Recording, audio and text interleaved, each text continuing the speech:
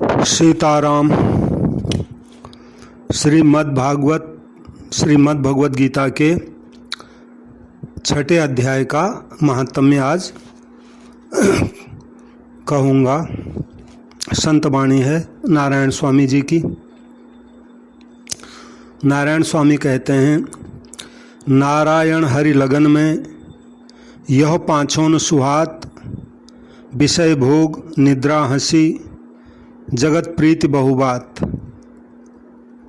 जिनको भगवान की तरफ चलना है उनको ये 5 चीज़ों से अपना मन हटाना पड़ेगा। विषय भोग, सोना, हंसी, संसार के प्रति प्रीति और फालतू बातें। राम। जो भी कथा सुनेंगे उनसे मेरी विनती है, कृपया मेरे इस चैनल को सब्सक्राइब करें। उसके बाद घंटी का जो बटन है उसको भी दबा दें और कथा पसंद आए तो इसको लाइक करें। लोगों में अच्छी बातों का प्रचार हो इसलिए इसको शेयर करें। कुछ कमेंट आप करना चाहें तो वो भी करें। तो 2 श्लोकों का पाठ करूँगा। पहले श्री भगवान वाच, अनाश्रित कर्म फलं कार्यं कर्म करोति यः, सौ सन्यासी च योगी च न निरग्निर्न चाक्रिय, यं सन्यासमिति प्राहुर् योगं तं विद्धि पांडव, नह्य संन्यस्त संकल्पो योगी भवति कश्चन। श्री मद् भगवत गीता के छठे अध्याय का महात्म्य। शिव जी पार्वती जी को इस कथा को सुनाते हैं तो शिव जी कहते हैं कि पार्वती भगवान विष्णु लक्ष्मी जी को कहते हैं कि सुमुखी, अब मैं छठे अध्याय का महात्म्य आपको बतलाता हूँ, जिससे सुनने वाले मनुष्यों के लिए मुक्ति करतलगत हो जाती है, यानी मुक्ति उनके हाथ में आ जाती है। गोदावरी नदी के तट पर प्रतिष्ठानपुर, वर्तमान में जिसको पैठण कहते हैं, तो पैठण नामक एक विशाल नगर है जहाँ मैं पिपलेश के नाम से विख्यात होकर रहता हूँ। उस नगर में जान श्रुति नामक एक राजा रहते थे जो भूमंडल की प्रजा को अत्यंत प्रिय थे। उनका प्रताप मार्तंड मंडल के प्रचंड तेज के समान जान पड़ता था। मार्तंड यानी सूर्य भगवान। प्रतिदिन होने वाले उनके यज्ञ के धुएं से नंदन बन के कल्प वृक्ष इस प्रकार काले पड़ गए थे, मानो राजा की असाधारण दानशीलता देखकर वे लज्जित हो गए हों। उनके यज्ञ में प्राप्त पुरोडास के रसास्वादन में सदा आसक्त होने के कारण देवता लोग कभी प्रतिष्ठानपुर को छोड़कर बाहर नहीं जाते थे। उनके दान के समय छोड़े हुए जल की धारा, प्रताप रूपी तेज और यज्ञ के धूमों से पुष्ट होकर मेघ ठीक समय पर वर्षा करते थे। उस राजा के शासनकाल में ईतियों यानी खेती में होने वाले 6 प्रकार के उपद्रवों के लिए कहीं थोड़ा भी स्थान नहीं मिलता था और अच्छी नीतियों का सर्वत्र प्रचार होता था। वे बावली, कुएं और पोखरे खुदवाने के बहाने मानव प्रतिदिन पृथ्वी के भीतर की निधियों का अवलोकन करते थे। एक समय राजा के दान, तप, यज्ञ और प्रजापालन से संतुष्ट होकर स्वर्ग के देवता उन्हें वर देने के लिए आए। वे कमल नाल के समान उज्ज्वल हंसों का रूप धारण कर अपनी पाँखें हिलाते हुए आकाश मार्ग से चलने लगे। बड़ी उतावली के साथ उड़ते हुए वे सभी हंस परस्पर बातचीत भी करते जाते थे। उनमें से भद्राक्ष आदि 2-3 हंस वेग से उड़कर आगे निकल गए। तब पीछे वाले हंसों ने आगे जाने वालों को संबोधित करके कहा, अरे भाई भद्राश्व, तुम लोग वेग से चलकर आगे क्यों हो गए? यह मार्ग बड़ा दुर्गम है, इसमें हम सबको साथ मिलकर चलना चाहिए। क्या तुम्हें दिखाई नहीं देता यह सामने ही पुण्य मूर्ति महाराज जानश्रुति का तेज पुंज अत्यंत स्पष्ट रूप से प्रकाशमान हो रहा है। उस तेज से भस्म होने की आशंका है, अतः सावधान होकर आगे चलना चाहिए। गजब। पीछे वाले हंसों के ये वचन सुनकर आगे वाले हंस हंस पड़े और उच्च स्वर से उनकी बातों की अवहेलना करते हुए बोले, अरे भाई, क्या इस राजा जानश्रुति का तेज ब्रह्मवादी महात्मा रैक्व के तेज से भी अधिक तीव्र है क्या? हंसों की ये बात सुनकर राजा जानश्रुति अपने ऊंचे महल की छत से उतर गए और सुखपूर्वक आसन पर विराजमान हो अपने सारथी को बुलाकर बोले, जाओ महात्मा रैक्य को यहाँ ले आओ। राजा का यह अमृत के समान वचन सुनकर मह नामक सारथी प्रसन्नता प्रकट करता हुआ नगर से बाहर निकला। सबसे पहले उसने मुक्तिदायिनी काशीपुरी की यात्रा की, जहाँ जगत के स्वामी भगवान विश्वनाथ मनुष्यों को उपदेश करते हैं। उसके बाद वह गया क्षेत्र में पहुँचा, जहाँ प्रफुल्ल नेत्रों वाले भगवान गदाधर संपूर्ण लोकों का उद्धार करने के लिए निवास करते हैं। उसके बाद नाना तीर्थों में भ्रमण करता हुआ सारथी पापनाशिनी मथुरापुरी में गया। यह भगवान श्री कृष्ण का आदि स्थान है, जो परम महान एवं मोक्ष प्रदान करने वाला है।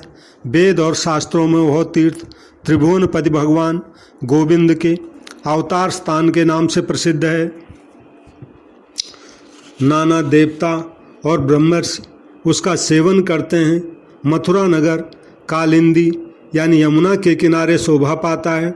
उसकी आकृति अर्धचंद्र के समान प्रतीत होती है। वह सब तीर्थों के निवास से परिपूर्ण है। परम आनंद प्रदान करने के कारण सुंदर प्रतीत होता है। गोवर्धन पर्वत के होने से मथुरा मंडल की शोभा और भी बढ़ गई है। वह पवित्र वृक्षों और लताओं से आवृत है।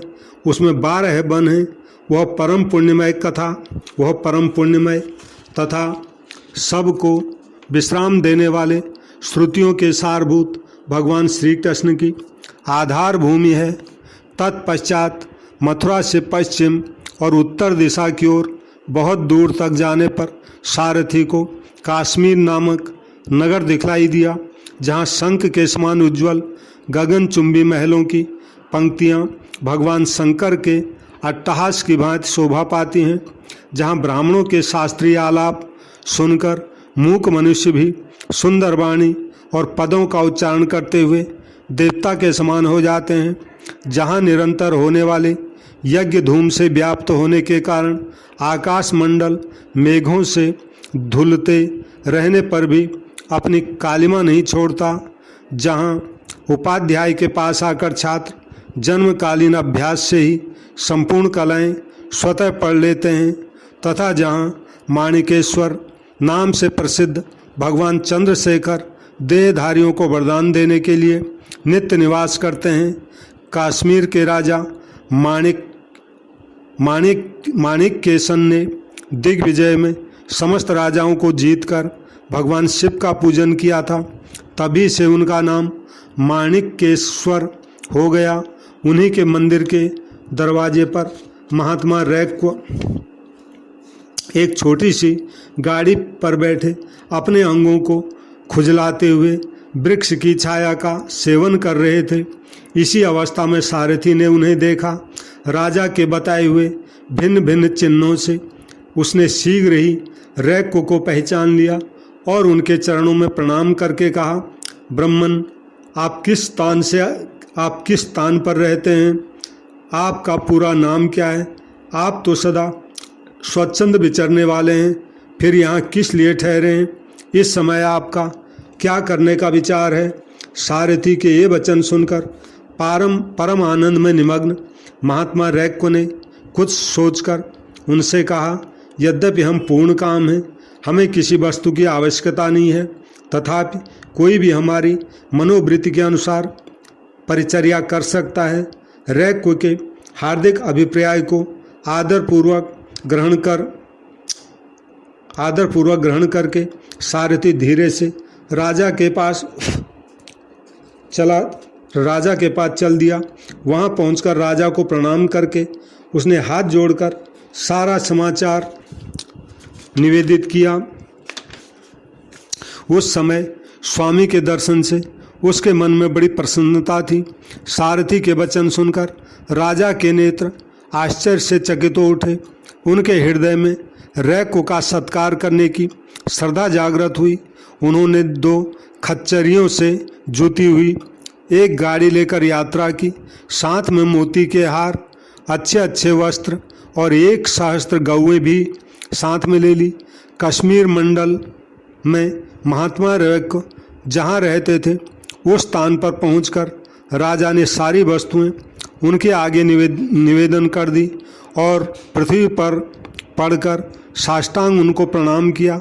महात्मा रैक्को अत्यंत भक्ति के साथ चरणों में पड़े हुए राजा जान श्रुति पर कुपित हो उठे और बोले, अरे शूद्र, तू दुष्ट राजा है, क्या तू मेरा वृत्तांत नहीं जानता? यह खच्चरियों से जुती हुई अपनी ऊंची गाड़ी को ले जा। ये वस्त्र, ये मोतियों के हार और ये दूध देने वाली गौएं भी स्वयं तू ही ले जा। इस तरह आज्ञा देकर रैक्को ने राजा के मन में भय उत्पन्न कर दिया। तब राजा ने सांप के भय से महात्मा रैक्को के दोनों चरण पकड़ लिए और भक्तिपूर्वक कहा, ब्राह्मण, मुझ पर प्रसन्न होइए। भगवान, आप में यह अद्भुत महात्म्य कैसे आया? आप प्रसन्न होकर मुझे ठीक ठीक बताइए। रैक्को ने कहा, राजन, मैं प्रतिदिन गीता के 6ठे अध्याय का जप करता हूँ। इसी से मेरी तेजो राशि देवताओं के लिए भी दुस्सह है। उसके बाद परम बुद्धिमान राजा जान श्रुति ने यत्नपूर्वक महात्मा रैक्को से गीता के 6ठे अध्याय का अभ्यास किया। इससे उन्हें मोक्ष की प्राप्ति हुई। इधर रैक्को भी भगवान माणिकेश्वर के समीप मोक्षदायक गीता के 6ठे अध्याय का जप करते हुए सुख से रहने लगे। हंस का रूप धारण करके वरदान देने के लिए आए हुए देवता भी विस्मित होकर स्वेच्छानुसार चले गए। जो मनुष्य सदा इस एक ही अध्याय का जप करता है वह भी भगवान विष्णु के ही स्वरूप को प्राप्त होता है, इसमें तनिक भी संदेह नहीं है। सीताराम सीताराम। तो गीता जी के 6ठे अध्याय के 2 श्लोक आखिरी के पाठ कर रहा हूँ। श्री भगवान वाच, तपस्वीभ्योऽधिको योगी ज्ञानिभ्योऽपि मतोऽधिको कर्मिभ्यश्चाधिको योगी तस्माद्योगी भवार्जुन। योगिनामपि सर्वेषां मद्गतेनान्तरात्मना श्रद्धावान् भजते यो मां सौमे युक्ततमो मतः। भगवान श्री रामचंद्र की जय। नारायण स्वामी का एक दोहा है बड़ा सुंदर।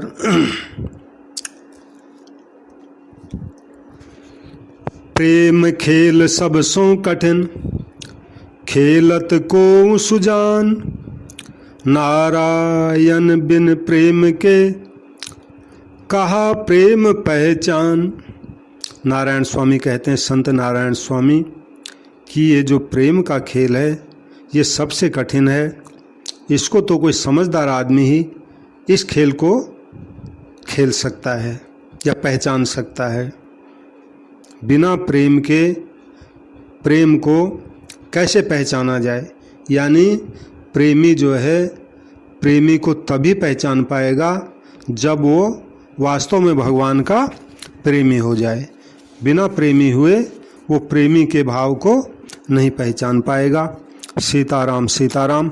सबसे पुनः विनती है, जो भी इस कथा को सुन रहे हों, कृपा करके इस मेरे चैनल को सब्सक्राइब करें, आगे घंटी का बटन है उसको भी दबा दें, और कथा पसंद आई हो तो लाइक करें, और लोगों में इसका प्रचार हो इसलिए शेयर कर दें। और कुछ आप कहना चाहते हैं, आपका सुझाव राय हो तो कमेंट कर दें। सीताराम सीताराम सीताराम।